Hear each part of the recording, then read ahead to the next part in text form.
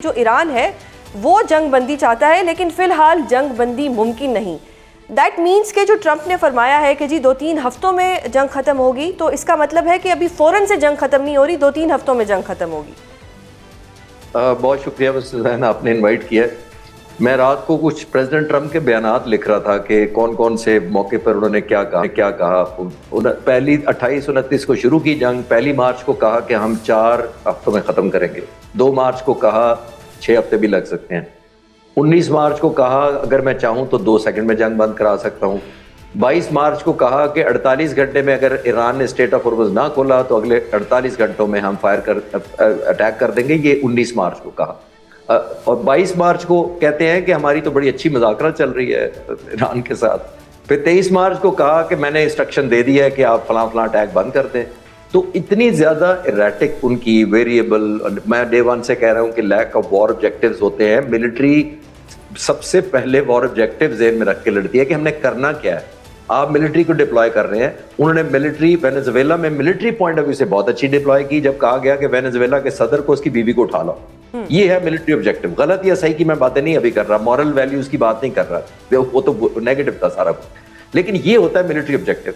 जब आप इतनी बड़ी दुनिया की फौज नंबर 1, इनविंसिबल, इनवल्नरेबल, हमें कोई हरा नहीं सकता, हम माइटी हैं, अटैक करते हैं, तो आज 34 दिन होने वाले हैं, तो आज तक तो मिलिट्री के मेरा ख्याल है कमांडर्स को खुद ही नहीं पता कि हमें क्यों जंग में धकेला गया है, हमने क्या ऑब्जेक्टिव अचीव क्या करने हैं।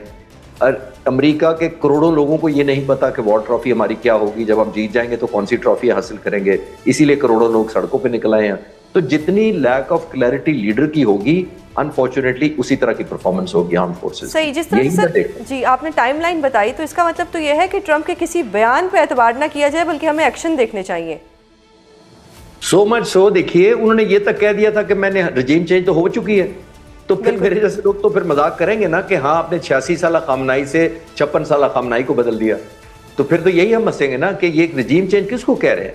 और फिर वो कहते हैं कि रजीम बहुत अच्छी जा रही है, ये 1 मार्च को उन्होंने कहा कि ये तो अच्छी, फिर कहा स्ट्रेंज लोग हैं। तो इतनी वेरिएबल किया। मैं डे 1 से कह रहा हूँ कि देखिए जब अटैक हुआ था तो शायद पहले दूसरे दिन से जब मैंने बातें ज्यादा करनी शुरू की इस मौजू पर, तो मैंने कहा था कि लैक ऑफ क्लैरिटी है। पहली बात तो आप लीडरशिप के 49 लोगों को शहीद नहीं करते पहले दिन। मैंने फिर कहा कि आप पहले दिन नहीं कहते कि ईरान के लोग टेक ओवर कर लें।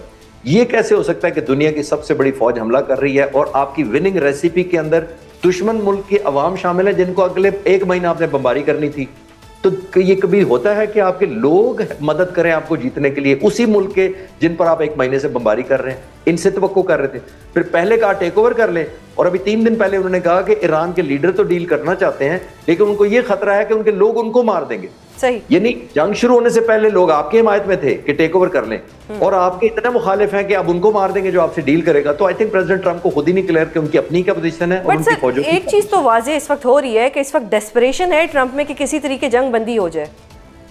जी एब्सोल्युटली, वो चाह रहे हैं, जैसे अंग्रेजी में कहते हैं ना, वो हर उस चीज के लिए काम कर रहे हैं या वो चीज चाहते हैं which should look like a victory, ताकि वो कह सके। तो आपने देखा नहीं, फेस सेविंग कैसे करेंगे ये? फेस सेविंग तो मैंने तो कोई 3 हफ्ते से कह रहा हूं कि प्रेसिडेंट ट्रंप जितना वेरिएबल कर रहे हैं वो किसी दिन ऐलान कर देंगे कि मैं तो जीत चुका हूं कब का। जैसे रजीम चेंज किया उन्होंने, जैसे उन्होंने वो कहा है कि जंग तो हम 2 सेकंड में मैं जीत सकता हूं, आज कह रहे हैं कि अभी चंद हफ्ते लगेंगे हमने। आई थिंक वो एक डिलेमा में फंस चुके हैं, डेविल एंड डीप सी वाला, क्योंकि तेल की प्राइसेस बढ़ रही हैं। 8 से 10 मिलियन लोगों ने मुजाहरे किए हैं अमेरिका के अंदर। नेटो, अमेरिका, इंग्लैंड, यूरोप तमाम के तमाम बैकआउट कर गए हैं, और आपके सामने कनाडा को उन्होंने ऑफेंड किया हुआ है, रूस को उन्होंने नाराज किया हुआ है, इंडिया को किया हुआ है। तो इतने डायमेंशन आपने इकट्ठे खोले हुए हैं और अकेले आपने जंग में छलांग लगा दी। अब फेस सेविंग उनको मिलना बहुत मुश्किल है मेरा ख्याल है। और अगर अब तो यहां तक वो कहना शुरू कर दिया, कल उन्होंने कहा था स्टेट ऑफ हॉर्मुज़ के बगैर भी हम चले जाएंगे, और जिनको तेल चाहिए वो हमसे खरीद लें, वरना स्टेट ऑफ हॉर्मुज़ खुद खुलवा लें। ये एलिमेंट ऑफ हेल्पलेसनेस देख रही हैं आप। हमने तो इन्हीं से ठाना होता है ना कि प्रेसिडेंट की बॉडी लैंग्वेज क्या है। तो अगर मैं उनका फौजी होता, अमेरिकन कोई सोल्जर होता, एयरमैन होता, फाइटर पायलट होता उनकी एयरफोर्स में, मेरा क्या मोरल होगा? जरा विजुलाइज कर सकती हैं कि मेरा प्रेसिडेंट को ही नहीं पता कि मैं किस लिए उड़ रहा हूं, मैंने बमबारी करके अचीव क्या करके देना है, वॉर ट्रॉफी क्या होगी। एब्सोल्यूट लैक ऑफ क्लैरिटी है मेरा ख्याल है। और ईरान ने एक ही बात करनी थी मिस सुजैन, जो मैं कई दिनों से कह रहा हूं, ईरान ने जंग जीतनी नहीं थी, ईरान ने किसी पर कब्जा नहीं करना था, ईरान ने सिर्फ और सिर्फ उसकी जीत ये थी उसे सस्टेन करना है। अपने आप को प्रिजर्व करना है और सर्वाइव करना है, जो वो कर रहे हैं। ऑलमोस्ट 1.25 महीना हो गया। सही। अच्छा सर, आपने ईरान की बात कर दी। ईरान को भी तो गारंटी चाहिए ना। ट्रंप कहता है कि जी मेरी कंडीशन ये है कि स्टेट ऑफ हॉर्मुज़ खोलें। अब ईरान को भी तो चाहिए कि हम अगर वो खोल भी देते हैं, गारंटी चाहिए ईरान को कि कल को हमारे पे दोबारा यूएसए अटैक ना कर दे, तो ईरान को ये गारंटी कौन देगा? बिल्कुल आपने ठीक कहा, और मेरा ख्याल है अगर मुझसे पूछे as a student of strategy air power, मैं कहूंगा कि ईरान की सबसे लेजिटिमेट डिमांड ये है कि फिर 6 महीने बाद अगर प्रेसिडेंट ट्रंप या कोई और प्रेसिडेंट आएगा और चढ़ दौड़ेगा कि जी मुझे लगा कि आपके पास न्यूक्लियर, तो फिर कैसे बनेगा? एग्जैक्टली। जून 2025 में जब जंग बंद हुई थी, तो जब इन्होंने, अमेरिका ने कहा था कि हमने B-52 डेगो गार्सिया से भेजे हैं, तबाही मचा दी, न्यूक्लियर प्लांट को खत्म कर दिया, 10, 20, 30 साल न्यूक्लियर प्लांट का प्रोग्राम पीछे चला गया। तो मेरे जैसे लोगों ने उस वक्त भी कहा था कि न्यूक्लियर प्लांट नॉर्मल कॉन्ट्रैक्टर नहीं बनाते, वो डे 1 से उनको पता होता है इस पर एयरबोर्न हमला होना है, हवा से बमबारी होनी है, वो बॉम्ब प्रूफ ना भी हो, बॉम्ब रेजिस्टेंट होता है। तो मैंने उस वक्त भी कहा था कि जितनी मर्जी बमबारी कर लें, न्यूक्लियर प्लांट को एलिमिनेट, जो किलोमीटरों के हिसाब से पहाड़ों के अंदर, सिलसिले के अंदर फैला हो, उसको आप तबाह नहीं इस तरह कर सकते। तो उन्होंने कहा दिहाइयां पीछे धकेल दिया, और 6 महीने बाद अमेरिकन प्रेसिडेंट दोबारा आ गए कि हमें तो लगा आपके पास न्यूक्लियर अभी भी है और एनरिचमेंट भी है। तो इसका क्या मतलब है? तो आई थिंक ईरान बिल्कुल लेजिटिमेट है, उनकी डिमांड है कि आप कैसे हमें इंश्योर करेंगे, तो फिर हम छोड़ेंगे आपका पीछा, क्योंकि 6 महीने साल बाद वो अपने ऊपर हमला करा के पूरा ईरान तबाह तो नहीं करवा सके। अच्छा सर, डू यू थिंक कि ईरान को इस वक्त चाइना से गारंटी चाहिए? क्योंकि इंप्रेशन ये आ रहा है कि ईरान को इस वक्त गारंटी चाहिए जो कि सिर्फ चाइना दे सकता है। जी, चीन और रूस मिलकर भी दे सकते हैं, लेकिन चीन का तो एक और स्टेक है, लेकिन रूस का बड़ा स्पेशल इंटरेस्ट है इसके अंदर। रूस का स्पेशल इंटरेस्ट ये है कि देखिए तेल अब वो कैश पे बेच रहा है, उसको कैश फौरन चाहिए, उसके जो सोल्जर दुनिया इस जान से गए हैं मिलिट्री में, उसको फाइनेंशियल कंपनसेशन उसने करनी है, रॉ मटेरियल कुछ बाहर से खरीदने हैं, तो उसको तो कैश मिल रहा है तेल बेचने की वजह से, नंबर 1। नंबर 2, जितना एयर डिफेंस वेपन सिस्टम और पैट्रियट वगैरह यूक्रेन आने थे अमेरिका की तरफ से और यूरोप के, वो तमाम के तमाम डिप्लॉय हो गए मिडिल ईस्ट में। तो उनको तो ये खुशी है कि हमारी जान के ऊपर, हमारे प्रेशर भी हमारी जंग के ऊपर कम हो गया, हमारे डॉलर, उनका रेट भी, इनकी करेंसी का बेहतर हुआ है, उनको तेल भी कैश पे बेचने को मिल गया मौका। तो आई थिंक रूस सबसे कंफर्टेबल पोजीशन है इस जंग के बाय प्रोडक्ट के तौर पर। चीन बन सकता है, लेकिन दोनों बन सकते हैं ऑब्वियसली, बिकॉज जब तक क्रेडिबल कोई नहीं होगा मुल्क, तो चाइना के लिए और रूस जब तक वो नहीं आएंगे बीच में, आई थिंक अलोन ईरान के लिए बहुत मुश्किल एक्सेप्ट करना कि अमेरिकन प्रेसिडेंट वादा करके चले जाए तो आइंदा नहीं आएंगे, ऐसा होगा नहीं। अच्छा सर, इन योर ओपिनियन ये जंग आपको कितनी लंबी चलती दिखाई दे रही है, या डू यू थिंक कि ये कुछ ही दिनों में खत्म हो जाएगी?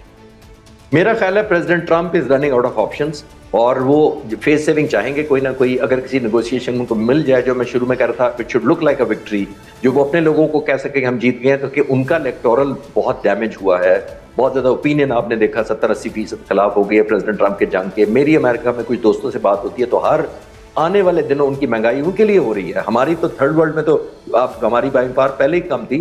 अमेरिका के लोग तो वैसे ही सेंसिटिव है, क्योंकि वो समझते हैं कि हम टैक्स देते हैं बड़ी ईमानदारी से मोस्टली, और जब वो टैक्स देते हैं वो समझते हैं हमारे टैक्स को ज़ाया किया गया, और उनके ऊपर महंगाई हो जाए, ऑयल महंगा हो जाए, कमोडिटीज महंगी हो जाए, तो अमेरिकन लोग तो इस तरह नहीं लेते।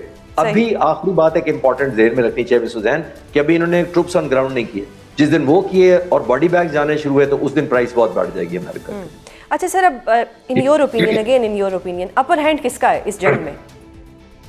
क्लियर है, देखिए मैंने ये देखना है कि एक साइड के पास क्या था और उसने 1 महीने में क्या किया है, दूसरी साइड के पास क्या कुछ था, उसने 1 महीने में क्या किया। अमेरिका के पास दुनिया की best military, army, navy, air force, marines, दुनिया की नंबर 1। ईरान के पास क्या था? तो मैंने तो ये देखना है जो उसके पास था और उसने 32 दिनों में क्या किया, और इनके पास क्या कुछ था।